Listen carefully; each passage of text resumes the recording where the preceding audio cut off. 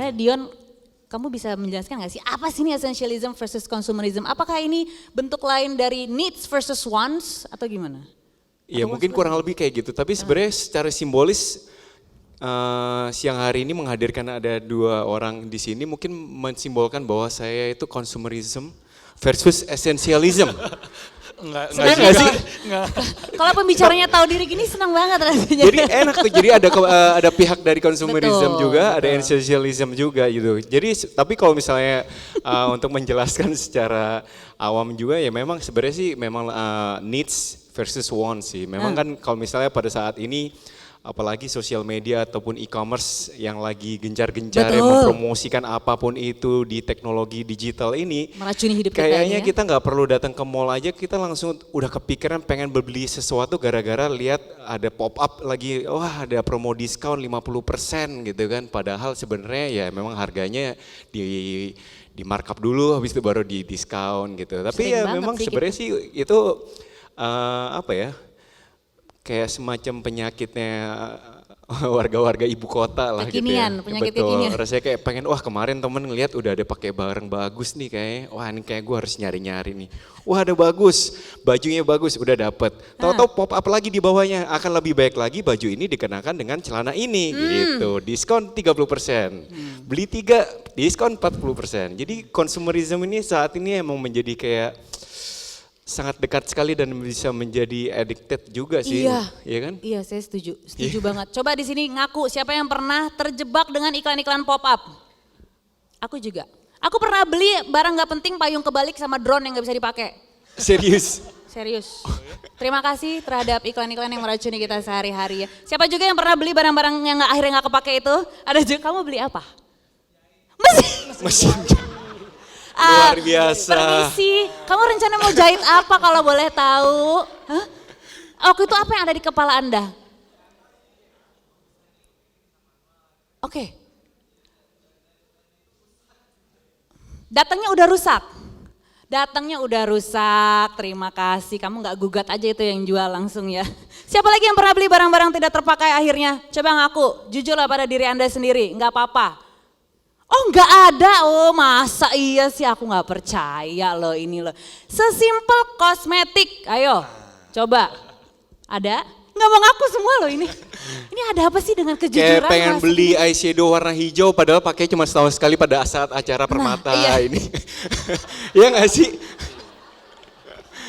Iya nggak tuh?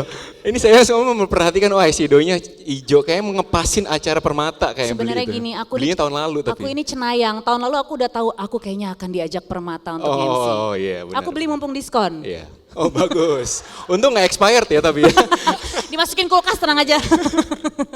Aduh, seru banget ternyata ya. Memang Aji sendiri juga pernah nggak terjebak dengan iklan-iklan seperti itu atau consumerism yang sebenarnya begitu tersadar, begitu nyampe ini barang apa yang gue beli ya gitu. Iya, saya itu paling lemah kalau di konsumerisme ya, itu paling lemah soal buku.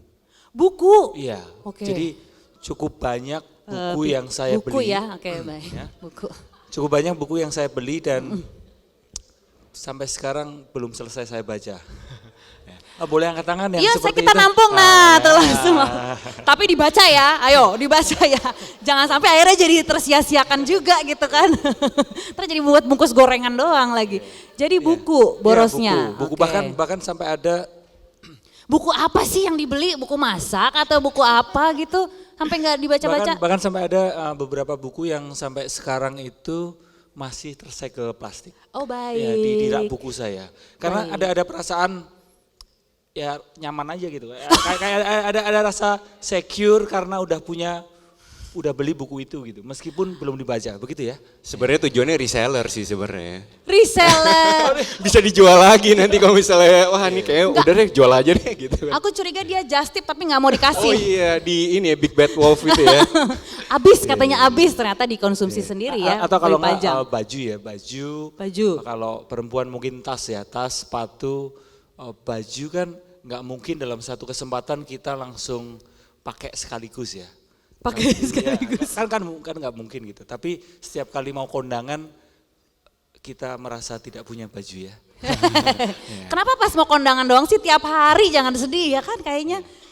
Dan itulah konsumerisme. Jadi Kalau dari sudut pandang saya, dari sisi psikologis, karena background ilmu saya adalah psikologi, konsumerisme itu sebuah paham atau sebuah gaya hidup yang membuat seseorang membeli sesuatu tanpa sadar gitu. Tentang Dihipnotis kebutuhannya. kita, dihipnotis. Dan berlebihan. Oke. Jadi membeli secara berlebihan, itu konsumerisme. Dan konsumerisme ini berteman dengan materialisme dan hedonisme. Biasanya itu satu paket. Ya. Nah, untuk menyembuhkannya kita perlu bareng-bareng belajar yang namanya essentialism. Saya pun masih belajar essentialism. Jadi bukan seperti kata Dion, saya mewakili essentialism enggak ya. Saya pun mengajak teman-teman, yuk kita belajar bareng soal essentialism. Karena itulah yang saya rasa bikin kita waras ya. Essentialism. Bikin kita waras, essentialism. Mungkin bisa dimulai dengan mendonasikan buku-bukunya, Mas Haji? Ikhlas nggak kira-kira? Iya. Kira-kira habis itu waras nggak Iya, setelah iya. didonasikan buku-bukunya?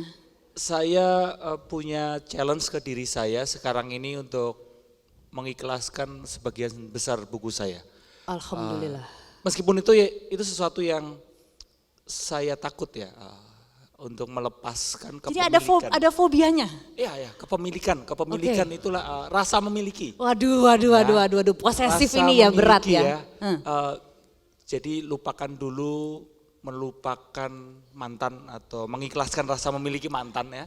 Mengikhlaskan masa lalu itu lupakan dulu, coba belajar mengikhlaskan baju yang kita punya, mengikhlaskan buku yang kita punya.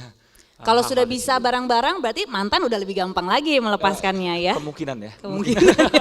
Insya Allah ya. Itu biasanya dimulai dengan cara apa itu Mas biasanya kalau belajar untuk mengikhlaskan? Nah, Kan ya kadang-kadang itu. kan susah juga tuh kan, misalnya ada sepatu ada udah 20 rasanya kayak Sepatu mau ya. melepaskan itu kayak, Iya.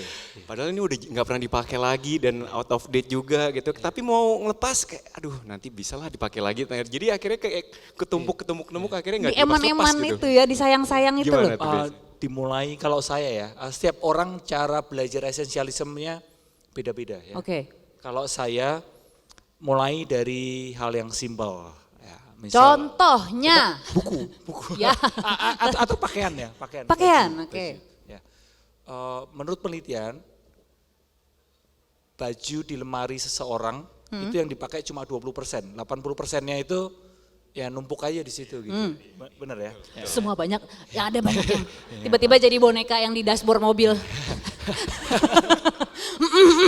Tadi nggak mau ngaku, sekarang Nah, yang saya lakukan secara berkala, buka lemari, ambil satu pakaian yang sekiranya 6 bulan tidak pernah saya pakai atau Oke. beberapa bulan tidak pernah saya pakai dan saya berikan ke orang yang lebih membutuhkan.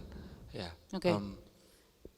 daripada numpuk lebih baik diberikan kepada orang yang lebih membutuhkan. Itu lebih berkah buat orang simple lain. ya, dimulai dari satu bulan Iya, satu dimulai dari- item gitu ya. Atau seminggu satu item. Seminggu satu item. Ya, atau kalau keberatan seminggu satu item ya sebulan satu item, sehingga pelan-pelan aja. Jadi jangan ekstrim ya, jangan terus pulang dari sesi ini terus semuanya. Ya, sesuatu yang ekstrim, Bongkar beli baru, ya sama aja. sesuatu yang ekstrim akan terus balik lagi ke penyakit lama gitu. Ya, kayak istilah fenomena yoyo kan, yoyo diet turun 2 kilo selang Oh, seminggu oke. naik lagi gitu, sehingga pelan-pelan bisa dilakukan. Ini sebenarnya kayak semacam mengatasi kecanduan juga kali ya. Iya. Bisa dibilang seperti itu ya. Iya, Cuma kan iya. beda-beda nih itemnya apa aja nih gitu kan. Iya. Jadi mulainya harus pelan-pelan, nggak bisa langsung ekstrim gitu. Iya. Sakau nanti kalau Dan langsung untuk ekstrim. mengatasi kecanduan, kita perlu tahu dulu penyebab kecanduan Nah, atau penyebab konsumerisme. punya duit. Atau salah, punya kartu kredit. Apakah orang yang punya duit dan punya kartu kredit itu pasti terjebak dalam konsumerisme? Enggak, belum Enggak tentu. juga. Berarti patah itu tadi Apa? asumsinya ya. Oke, baik. Kalau dari Dion, menurut Dion apa penyebabnya? Kalau saya mungkin pemikiran bahwa saya kayak ada pelampiasan mungkin. Itu bisa menjadi salah satu alasan juga nggak sih? Iya. Ya, Biasanya setuju, kan ada setuju. orang tuh kayak Mungkin pada saat dulu, pada saat misalnya saya gaji saya misalnya waktu itu saya 1 juta, saya belum bisa memiliki itu. Saya pada saat saya punya kemampuan untuk membeli satu barang itu yang saya punya gaji itu langsung pelampiasan. Habis itu langsung bisa beli, langsung beli si 2 gitu kan. Jadi kayak bisa pelampiasan gitu. Itu bisa menjadi efek dari negatif dari pelampiasan itu gitu kan. Ya, itu jadi salah satu pendorong ya, pemicu trigger kita untuk konsumerisme adalah balas dendam. Ya. Dulu Oke. saya sulit banget dapat barang ini seperti itu ya. Jadi maka sekarang harus beli 5 gitu. Ya. Gimana dengan gini, kadang-kadang kita sudah bekerja keras, Senin sampai Jumat, kadang-kadang Senin sampai Minggu non-stop. Ada pepatah yang bilang, you should treat yourself. Jadi begitu, gajian begitu terima paycheck, oke, saatnya saya memanjakan diri saya sendiri, apapun itu gitu kan. Going to the spa atau mungkin belanja buku, belanja sepatu. Apalagi habis lebaran tuh ya, terima gaji ke-13 habis itu pulang-pulang habis itu waduh habis semua itu Habis gaji. sudah makan mie instan habis itu. Itu gimana? Ya kan? Apalagi kalau sudah berkeluarga, jangan curhat ya lanjut. Jadi itu gimana? Nggak apa-apa sih sebenarnya kalau kita kepingin kayak Reward gitu loh. menghadiahi ya, Heeh. menghadiahi diri kita sendiri itu nggak apa-apa, wajar. Nah, perlu garis bawahi adalah wajar, sewajarnya saja. Yang Ini jangan jadi justifikasi tapi abis ini ya Ya, wajar kata ya, Mas ya, Aji ya, wajar. ya, Abis gajian beli baju 1 wajar. ya, batas wajar inilah yang perlu Nah. kita perhatikan. Oke. Kalau berlebihan itulah yang menjadi masalah. Ya. Maka balik lagi ke pertanyaan mendasar adalah sebelum kita mengurai soal konsumerisme, kita perlu tahu benar penyebab konsumerisme. Saya sudah menyiapkan slide-nya sih Nah. sedikit ya. Boleh ya?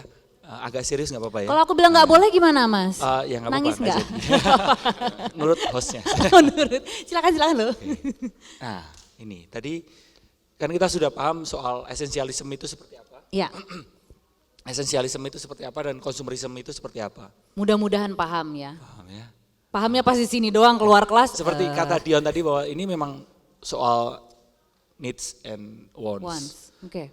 Konsumerisme itu kita terjebak dalam wants, and essentialism kita lebih benar-benar paham needs kita apa. Ya, Oke. ya dari katanya saja esensi. Kalau konsumerisme dari konsumsi, konsumen. Kita memakai tanpa sadar. Emang gue bener butuh ini atau enggak? Gitu. Oh salah, next. Nah, Waduh. akar dari konsumerisme adalah sebenarnya ini. Oke. Tidak bisa dipungkiri, semua orang termasuk saya itu punya keinginan yang menggebu untuk beli ini, bayar itu. Benar? Betul. Termasuk mesin jahit tadi ya, itu pasti Ya. keinginannya menggebu sekali waktu mau membeli mesin jahit ya. Manusiawi ya, kita tidak perlu menghilangkan keinginan itu, tapi yang saya renungkan lagi, kenapa saya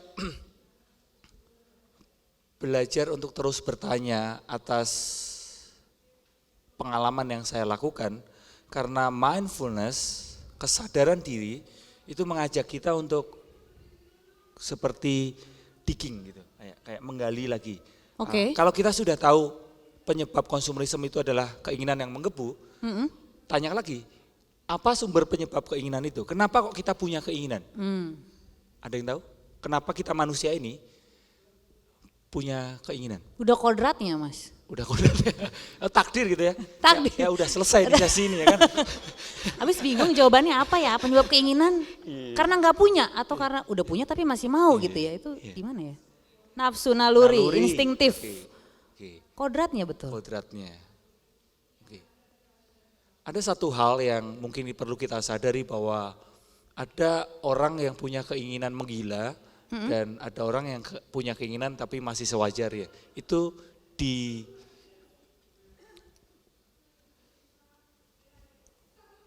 dibatasi atau Oke. dibedakan karena ini.